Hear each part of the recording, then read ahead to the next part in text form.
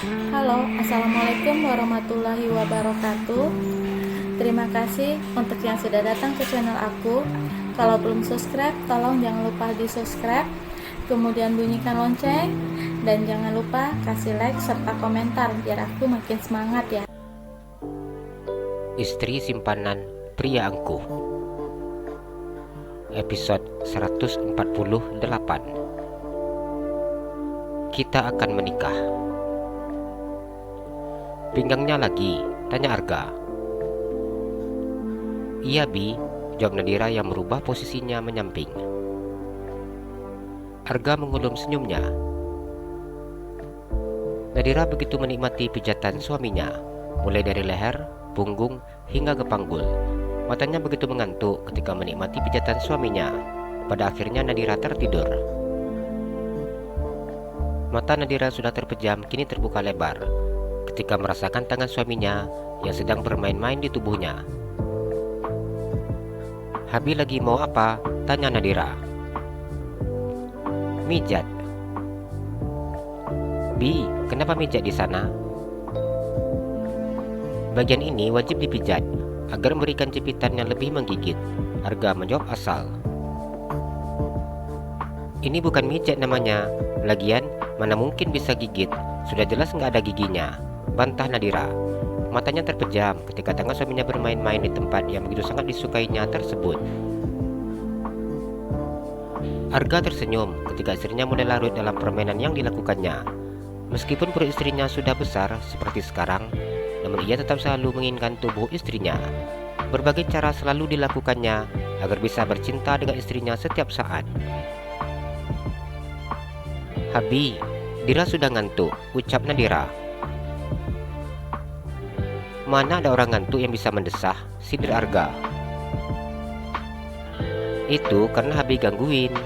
Nadira membuka kakinya dengan lebar. Katanya ngantuk, ini kenapa buka warung lebar-lebar? Gimana nggak dibuka sih Bi? Kepala Habi di situ, jawab Nadira dengan sangat malu. Arga tertawa mendengar ucapan polos istrinya. Habi lagi lihat anak. Ini lagi lihat anak di dalam terowongan. Adek sangat malas jalan, jadi Habi harus rajin lihat anak demi kemudian proses persalinan nanti. Arga beralasan. Nadira tersenyum geli mendengar ucapan suaminya. Iya Bi, nggak apa-apa. Kalau Habi rajin-rajin lihat anak, soalnya Dira suka ngantuk kalau subuh-subuh. Nadira memejamkan matanya dan meremas rambut suaminya. Sudah tidak ada lagi kalimat yang keluar dari bibirnya. Ia hanya menikmati setiap rasa yang diberikan oleh suaminya. Selama menikah, Dira belum pernah ambil libur. Nadira berkata dengan memeluk suaminya. Tubuhnya terasa cukup lelah setelah menyelesaikan ritual sebelum tidur bersama dengan suaminya. Libur apa? Tanya Arga. Libur main Bi, dari Nadira bermain-main di dada suaminya. Main apa? Arga berpura-pura tidak mengerti. Main yang tadi. Yang mana? Arga mengulum senyumnya. Yang Habi lihat anak tiap sebentar.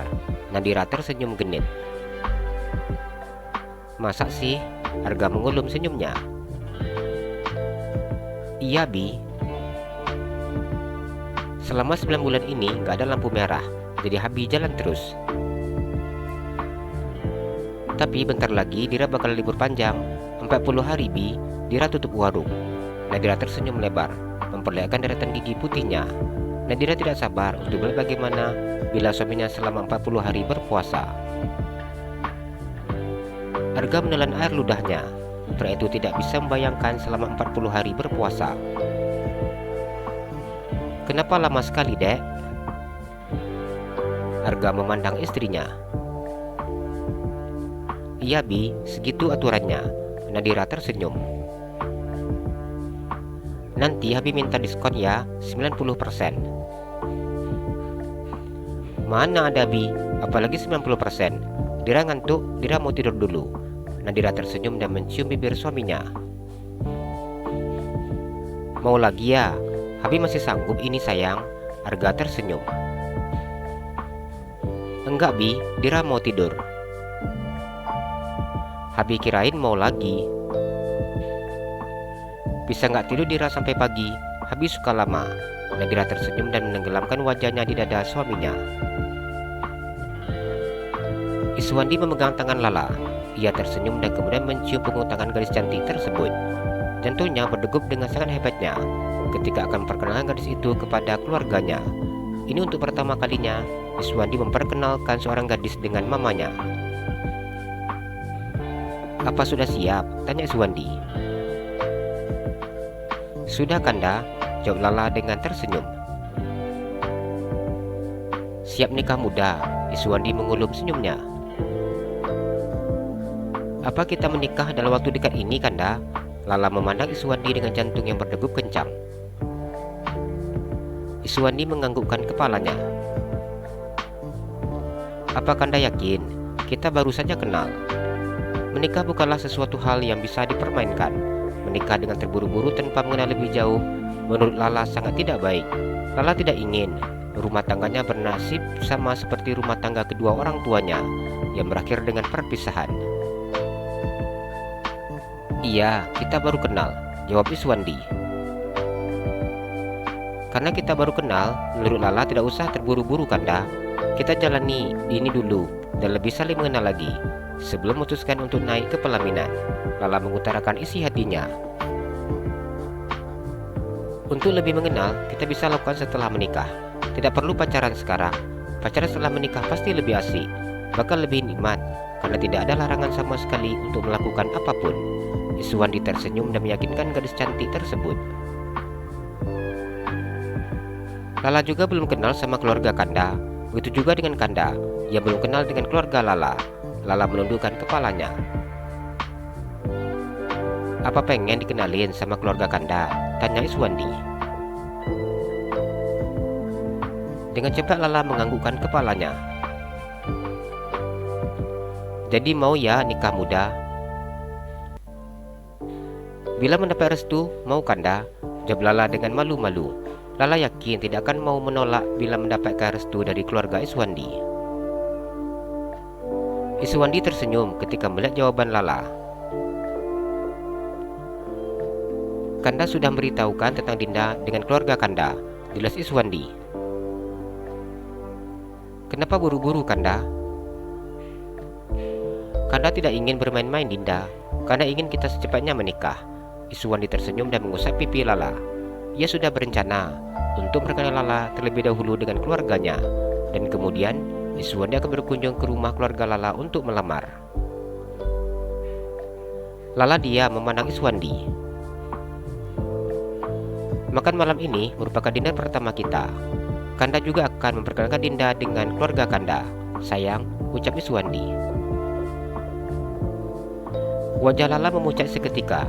Jantungnya seakan berhenti berdetak saat mendengar apa yang diucapkan oleh Iswandi. "Kenapa Dinda diam?"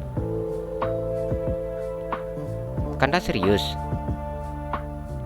"Iya Dinda, Kanda serius dengan Dinda, dan Kanda ingin memperkenalkan Dinda dengan keluarga Kanda." "Tapi Lala belum siap Kanda.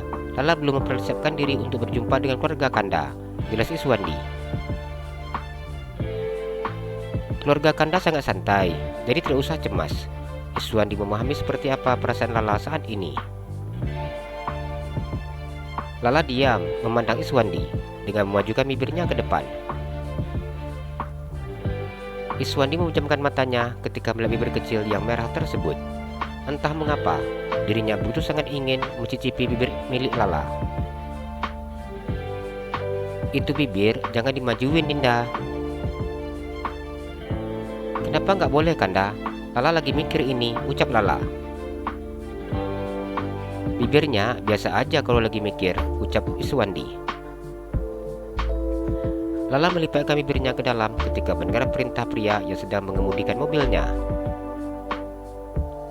"Kanda, bila keluarga Kanda menolak, Lala bagaimana?" tanya Lala.